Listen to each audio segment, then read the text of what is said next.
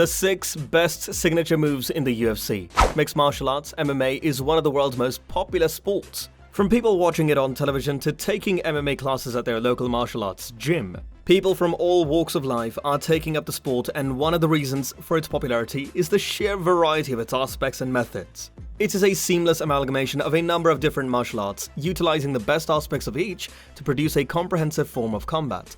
Because of its flashy offensive moves and impressive display of technical prowess, mixed martial arts, as MMA, is watched by millions of people worldwide. Over the course of time, superstars have inevitably emerged from the cage's corners. People have been captivated by these superstars' imaginations. They have pushed the limits of what is possible, and they have made unforgettable memories that people who watch their performances will remember for a long time. The moves of some of these superstars have become synonymous with their fighting styles. Every fighter has a one-of-a-kind move or crazy technique that they can do only with their own flair, making it their own. Signature techniques include the straight left hand of Conor McGregor and the overhead body slams of two-time UFC world champion Daniel Cormier. Want to know about it in detail? Well, stay tuned until the end. Hello everyone, welcome back to the channel. In this video, we will talk about the 6 best signature moves in the UFC. Meanwhile, subscribe to this channel and press the bell icon. That being done, let's start.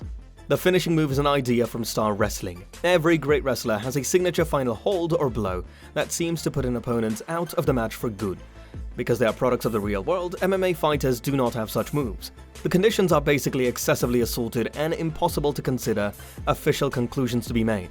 Elite fighters have actually taken a move and made it their own upon closer examination. One could argue that some MMA fighters do have a finishing move because they invented it, because they are better at it than everyone else, because it is a tool they always use to end fights, because it is very dramatic, or because of a combination of these reasons. They are ranked by how distinctive they are, how well they function, and how well known the fighter who uses them is. Number 1. Dan Henderson's H-bomb. The deadly overhand right isn't just something Dan Henderson does. However, he is the only person for whom the punch has been dubbed. And everyone is aware that in the game of finishing moves, having a nickname is only half the battle. However, we should not pretend that the H-bomb is solely a Hollywood invention. Henderson continues to fight in the UFC despite his advanced age of 45 and his powerful right hand. Even at this advanced stage of Henderson's career, it may still be the most potent MMA punch. In June of last year, Henderson stunned Tim Boetsch in just 28 seconds to earn the 15th knockout of his professional career and put an end to retirement talk. Even though there is a small chance that Henderson won't be fighting by the time he is 65. One gets the impression that he will still have the H-bomb. Number 2. Conor McGregor's left hook. That left-hand shot can't be taken by anyone. According to Michael Stetz of MMA Mania, the man himself stated this after winning the interim featherweight title at UFC 189 against Chad Mendes. It's valid, Mendes felt it, and Aldo felt 13 seconds before it. It is McGregor's offense's linchpin and a constant reminder that he is fully prepared and able to back up his claims. That left hook was the primary factor in all or a significant portion of the Dubliner's 7 wins in the UFC. Moreover, an insane 17 of his 19 professional victories came via knockout. You calculated, they haven't come forward yet if they can take that left-hand shot. Number 3. Ronda Rousey's armbar. It's more than the reality 9 of her 12-star wins come along these lines. It goes beyond the fact that she frequently applies it in 1 round or even 1 minute. It's the fact that she does it all while another professional fighter is watching, fully anticipating the outcome. Check out this excellent Fox Sports breakdown by Elias Cepeda and Kenny Florian to learn more about what exactly makes the move so difficult to defend. One particularly interesting nugget is as follows. Rousey's armbar is different from everyone else's because she applies the sub without going through some time-consuming steps and without using the textbook. Straightening out and locking down the legs, particularly the one over the head, while pinching your knees together is the textbook method that most people are taught to use to lock down that position and keep an opponent on their back while you attempt to hyperextend their arm in the straight lock. To achieve the first objective, Rousey positions her legs in a different, possibly superior manner, while largely ignoring the second. The specifics of Rousey's upcoming fight career are unknown following a recent knockout loss to Holly Holm. She and we can rely on her armbar to always be one of the game's most lethal finishing moves, regardless of when, how, or even if she returns. Number 4.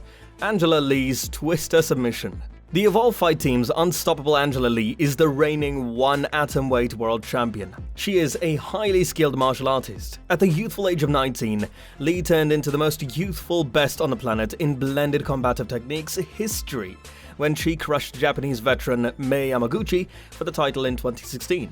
Since then, Lee has had an absolutely phenomenal run, starting her professional career with a perfect 9-0 record.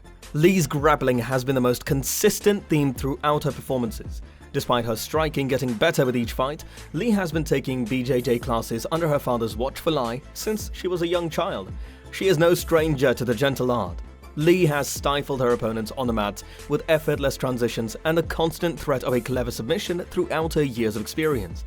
In her third expert challenge, Lee released her unmistakable move, submitting Filipino-English rival Natalie Gonzalez with an uncommon twister accommodation, stunning the group in participation. In the cage, the twister is a difficult move to perform, but Lee performed it with such precision that she completed the flashy technique.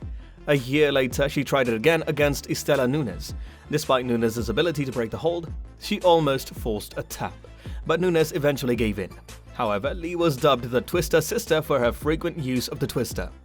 Number 5. Jose Aldo leg kicks. This finishing move is fairly insignificant in comparison. Zoom in dust on the surface. No, Jose Aldo has never actually scored a finish with leg kicks. However, the long-time featherweight champion has a devastating weapon that is associated with him more than any other fighter ever was. It turns on without much warning. It's hard to block or avoid the kick because Aldo uses almost no wind-up. Aldo is still able to strike with incredible power despite this fact. Simply inquire of Ricardo Lamas regarding the potential harm it can cause when it strikes the quadriceps muscle. Alternately, you could inquire of Faber, who was left unable to walk after their argument in 2010. Aldo's recent defeat to Conor McGregor has taken some bloom off his rose. However, he is still a skilled and highly effective fighter. Those leg kicks summarize everything. Number 6. Anthony Pettis' Showtime kick. Another move that gets a lot of credit for having its own name is here.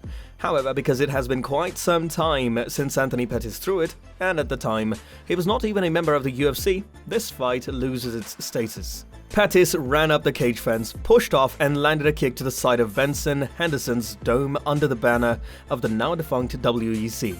Pettis won the WEC lightweight title as a result in 2010.